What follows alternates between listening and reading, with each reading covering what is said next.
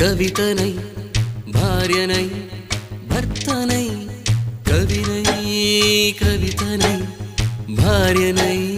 భర్తనై మల్లెల దారిలో మంచు ఎడారిలో మల్లెల దారిలో మంచు ఎడారిలో పన్నీటి జయగీతాల కన్నీటి జలపాతాల నాతో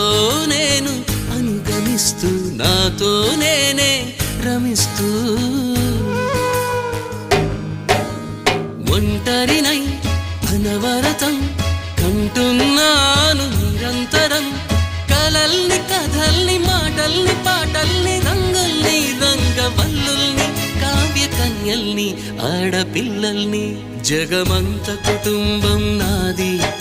ఏకాకి జీవితం నాది